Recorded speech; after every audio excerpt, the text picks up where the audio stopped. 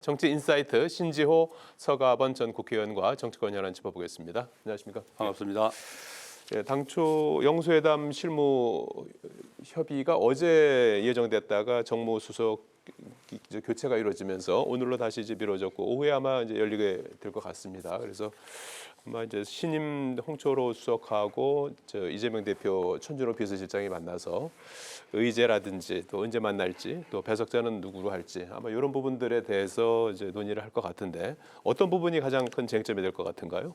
근데 뭐 의제는 어제 대통령이 그 신임 인사하면서 일문일답하는 과정에서 예. 자신이 얘기하기보다는 주로 듣는 자리다. 예. 의제도 그 딱히 어떤 특정 의제들 뭐 딱 정해놓고 뭐 하진 않겠다. 모든 게 다 열려 있다. 예. 이렇게 얘기했으니까 예. 오히려 이제 그 야당 쪽에서 이재명 대표 쪽에서 어떤 안을 들고 오는가에 따라서 가급적이면 지금 대통령실은 그 이재명 대표 쪽에서 들고 오는 것들을 최대한 좀 그 존중하고 반영하려고 하는 그런 자세인 것 같습니다. 예.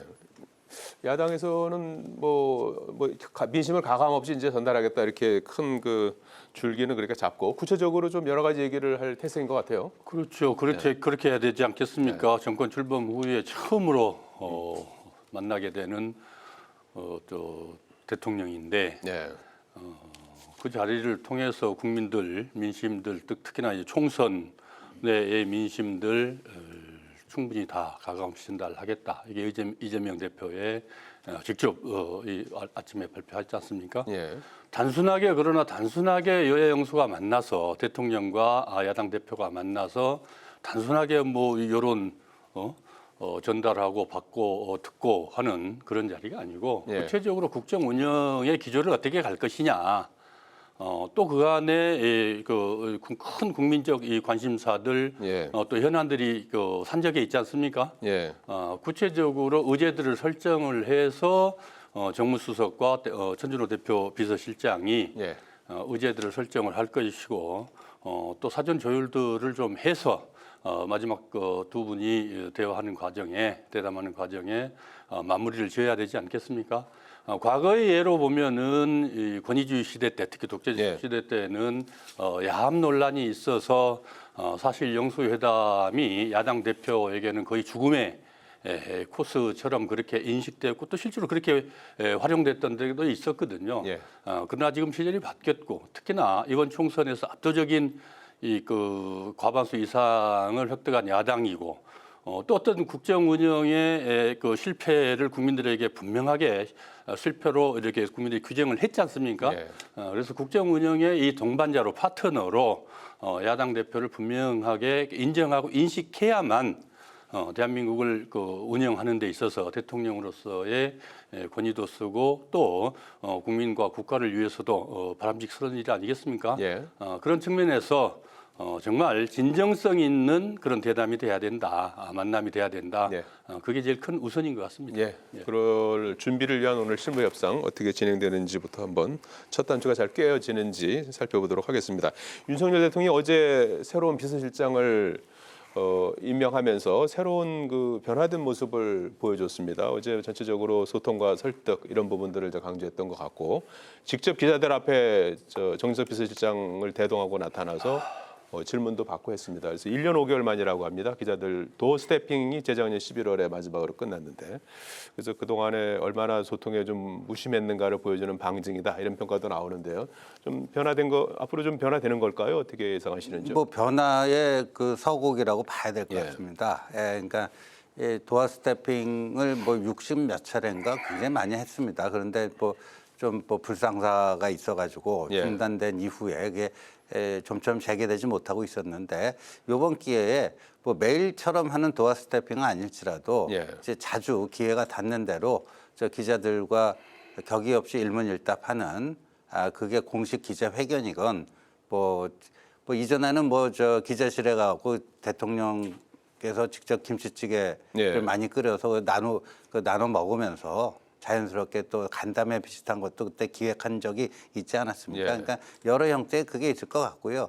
다음 달 10일이 이제 취임 2주년 되는 때니까 예. 아마도 그때쯤 해갖고 정식으로 기자회견을 가질 가능성이 좀 현재로서 높아 보입니다. 예, 소통 방식에 이제 변화가 보이기 시작했다. 어제 저 정무수석 비서실장 임명하면서 이제 여러 가지 다른 모습을 예. 보여줬고 여러 또 자연스럽게 이제 원고를 읽는 게 아니라 자연스럽게 일문일답도 하지 않았습니까? 어떤 부분을 좀 눈여겨 보셨습니까? 예, 뭐 참 그게 뉴스가 될 줄은 몰랐습니다. 참 우픈 얘기라고 예. 할 수 있겠죠. 대통령이 정말 전례 없이 권위주의로 가서 소통하지 않는 그 불통 대통령으로 그렇게 인식되면서 예. 총선 참패의 가장 큰 원인 중에 하나로 됐지 않습니까?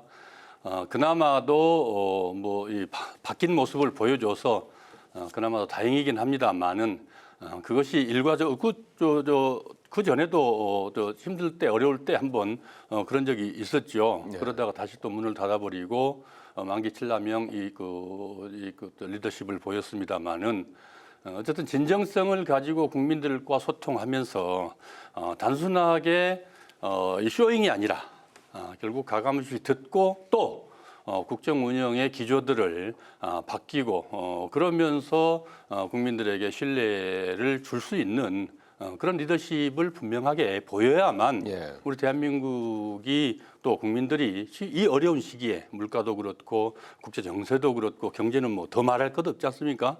이런 가운데 가장 핵심이 결국은 이 지도자가 국민의 신뢰를 받아야 되는데 신뢰를 받을 수 있는 가장 큰 요소가 예. 소통 아니겠습니까? 예. 그 소통이 정말 진정성 있는 진심 어린 그런 소통의 호상 간의 소통이 될 수 있기를 간절히 기대해 보겠습니다. 예, 앞으로 소통의 이제 물꼬가 이제 트인 걸로 이렇게 기대를 해주셨고 어제 이제 총선 참패 후 첫 인사로 비서실장 임명을 하지 않았습니까? 오후에는 이제 정무수석 임명을 했고요. 그래서 정진석 비서실장 임명에 담긴 뜻은 무엇일까? 이제 이런 부분 아니겠습니까? 그래서 정진석 비서실장은 뭐 기자 하시다가 16대죠. 2000년부터 네. 국회의원에서 5선 하셨고 국회 부의장도 하셨고 그래서 아마 이제 언론이라든지 정치권, 국회 이런 쪽하고 소통이 가능한 그런 이제 이력이 있는 것 같아요. 그래서 그 배경은 무엇이고 앞으로 미션은 과제는 뭐라고 보시는지요? 뭐 국회와의 그 원활한 소통의 방점이 찍힌 게 아닌가 보여지는데 예. 일부에서는 이제 정진석 신임 비서실장에 대해서 찐윤이니까 개파색이 너무 강한 거 아니냐. 이제 야당에서는 좀 반발이 있는 것 같아요. 이해 예. 못할 바는 아닌데, 근데 정진석 실장이 과거에 해온 그 행보를 보면은요, 이른바 그 18대 국회 시절에 한나라당 내에서 친이 친박이 참 뭐랄까 참 접점이 좀처럼 만들어지지 않는 당내 그 갈등 그거를 이제 청와대 정무수석으로 들어가서 당시 이명박 대통령과 박근혜 대표 간의 양자 회동을 성사시킨 예. 그 산파역을 했고요.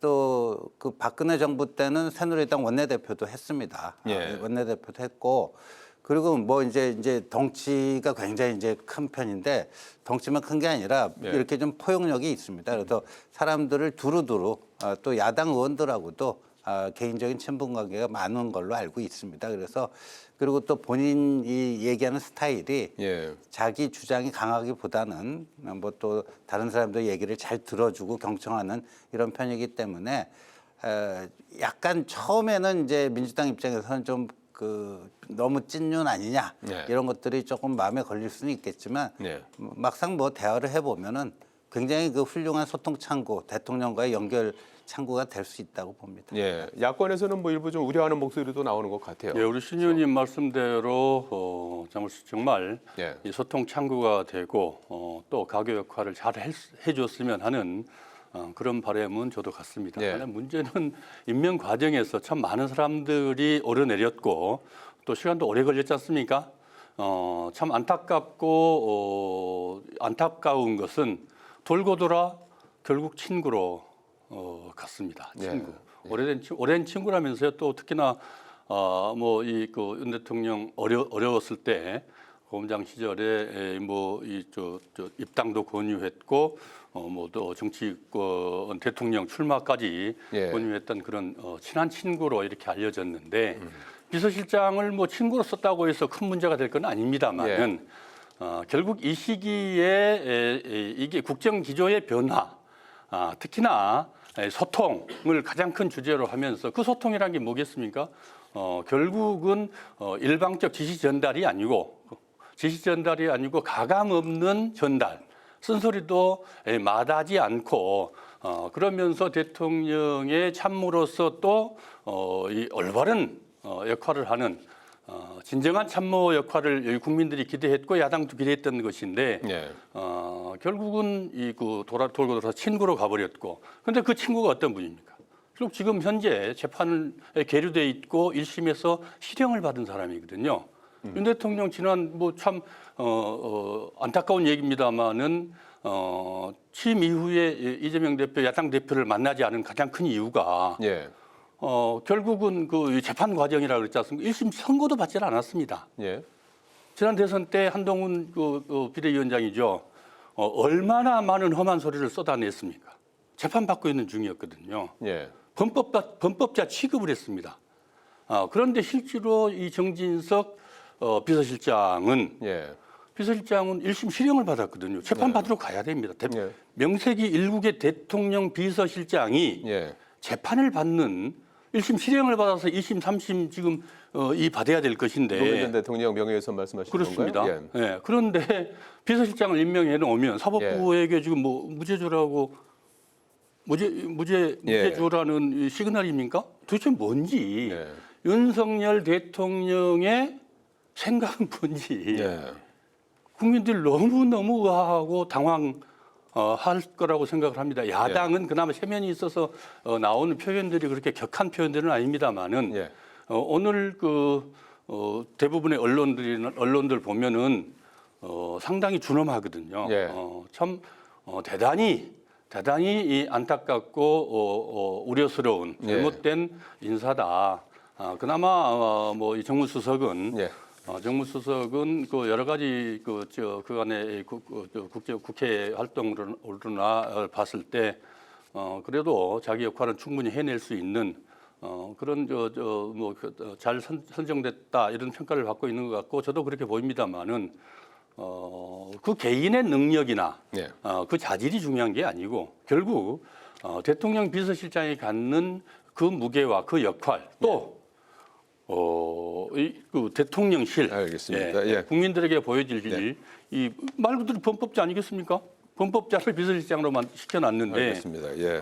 참 우려스럽습니다. 예, 기대와 우려를 이제 두 분께서 말씀을 해주셨는데 지금 그 여야 할 것 없이 지도부를 이제 재정비하고 있는 그런 상황 아니겠습니까? 민주당 같은 경우 이제 국회 이제 의장까지 이제 겹쳐 있는 그런 상황인데 국민의힘 같은 경우 오늘 중진 간담회 4선 이상 모여서 비대위원장의 4선 이상 원내 인사를 하기로 의견을 모았다고 합니다. 그래서 그런데 이제 관리형 비대위냐, 뭐 혁신형이냐, 뭐 이런 부분에서 이제 관리형 쪽으로 가닥을 잡은 것 같아요. 그래서 차기 전당대회까지 아마 끌고 갈 것 같은데 일각에서는 좀 아니한 거 아니냐 이런 지적도 계속 나오는 것 같아요. 어떻게 평가하시는지요? 근데 비대위원회가 예. 지금 뭐 딱히 비대위원장을 모실 분이 뭐 딱 있는 것도 아니고요. 예. 어차피 이제 6월 말 7월 초 정도에 이제 전당대회를 통해서 새로운 지도 체제가 들어서야 되기 때문에 그게 뭐 6월 말까지 굉장히 짧은 기간 하는 겁니다. 그러니까 그걸 뭐 혁신형이네 관리형이네 그렇게 얘기하는 것 자체가 현실적으로 별 의미가 없지 않겠느냐. 어차피 전당대회를 통해서 거기서 이제 이번 총선 참패의 원인과 어떻게 이걸 치유하고 당을 재건할지 예. 당 대표 후보로 나선 사람들이 그 비전과 전략을 제시를 하고 예. 거기에 대한 당원들과 지지자들의 선택을 받고 그 선택의 결과에 따라서 당을 재건하면 되는 것이지 예. 지금 뭐 딱히 뭐 혁신형 비대위를 만들어 갖고 당 혁신 작업을 하는 거는 오히려 민주적 정통성 면에서도 아닐 수 있겠다. 그래서 아마도 이제 그래도 그런 식으로 결론이 난 것 같습니다. 예. 혁신형이냐 관리형이냐 이거 갖고 이제 감론을 박 안타까운 중인 것 일이죠. 같은데, 예, 대통령과 더불어서 집권 세력의 가장 한 축 아니겠습니까? 한 축인데 예. 아무리 짧은 기간이라 할지라도 단 한시도 국가 운영과 관련돼서는 소홀히 할 수 없습니다. 네.